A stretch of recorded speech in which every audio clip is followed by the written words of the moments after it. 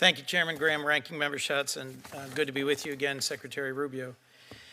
I wanted to make sure that the point's been made, as I suspect it has been by my colleague, that reform to USAID and reform to some of the authorities and the spending in the legislation that we passed in the last Congress is something that could easily have been done with partnership with this committee and with Congress, and should have been done that way.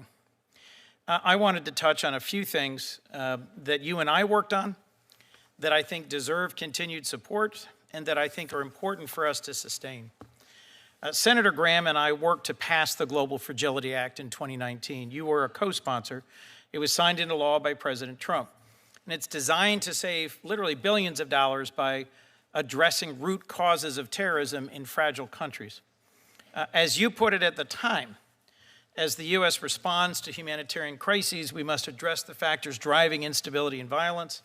It's both moral and international security to promote stable and prosperous countries, and I'm proud to introduce this legislation. I'm planning to work with Senator Graham on reauthorizing it this year.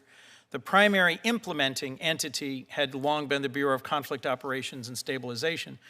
That's a bureau that's been restructured.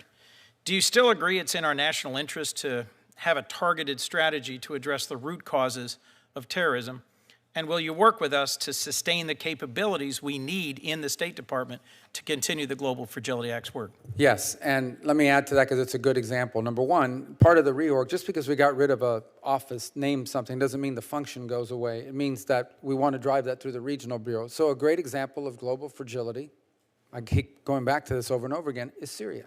Yep. And if we don't, if that fragility is not addressed, there's going to be terror. There already is. I mean, ISIS is already growing there and potentially growing even more dangerous. If there's a civil war in Syria, you're going to have an ungoverned space where multiple groups are going to break out and not just threaten the region, but ultimately potentially the homeland. So it's a great example of how global fragility can be applied to the real world, but we have to do it very quickly. We have to be able to act quickly in this regard, which is one of the things we hope to do by being able to drive this down to the regional and local levels.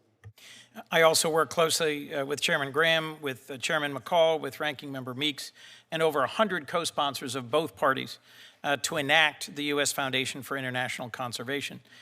It was enacted through the NDAA. There's funding allocated to it.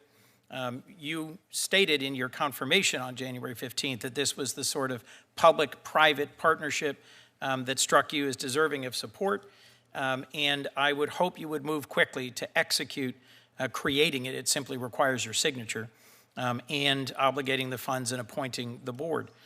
Chairman Graham and I are also working on a similar bill that would address food insecurity, again through a public-private partnership, a foundation that would rely on as much private sector funding and philanthropy as government funding.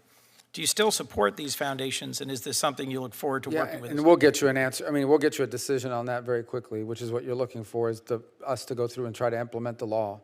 Yes. I recall the plan correctly. We'll get to that fairly quickly. We've had a lot going on over the last 4 months, but we'll get to it, including 100 and something reports that we inherited that were overdue. We're working through those as well. But because you raised it here today, if you give me a few days, I'll get you an action on it. Thank you. We have spoken about the MCC. The Millennium Challenge Corporation is a Bush-era initiative that used metrics and accountability, working against corruption and in long-term partnership with countries to give them an alternative to Chinese financing. As you've described it, and I agree, debt trap financing.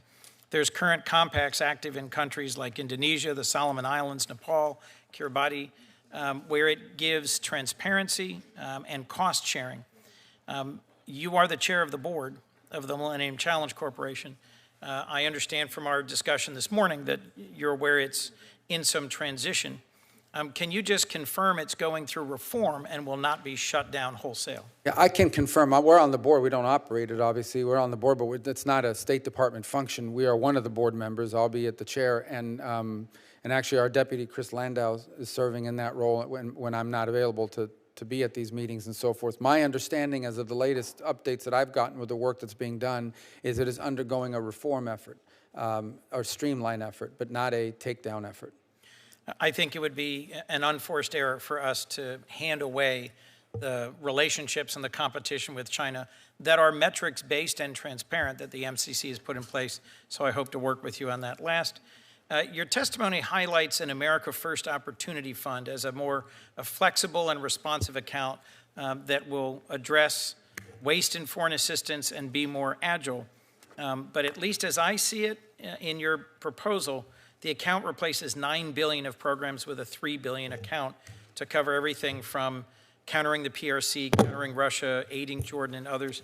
Could you just briefly describe how you imagine that math working and how this fund being sufficient to meet a wide menu of needs? Well, part of it is we found that some of these programs underneath it were scattered, some of them were duplicative, there were some inefficiencies. So we truly believe, now what the right number is, obviously, that's what we'll have to work with you on, but we truly believe that we can deliver on the same goals for substantially less than what those combined pre-existing funds or projects would have cost.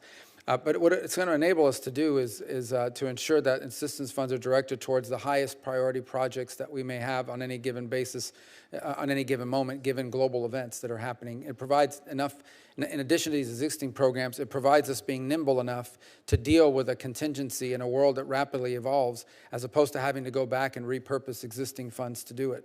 So that's really the goal of the fund, is to be able to move at the speed of relevance when it comes to global events and not have to wait for the next funding cycle to come across or work through some reprogramming process that could take time for us to be able to respond quickly. I do think, as a former senator, I hope you'll agree that there has to be a modicum of consultation, review, and approval by this subcommittee and others. But the target of agility, responding to world events, I suspect you'll get bipartisan support for that. But there needs to be a congressional role in oversight and accountability. Thank you, Mr. Secretary. Thank you. Senator Moran.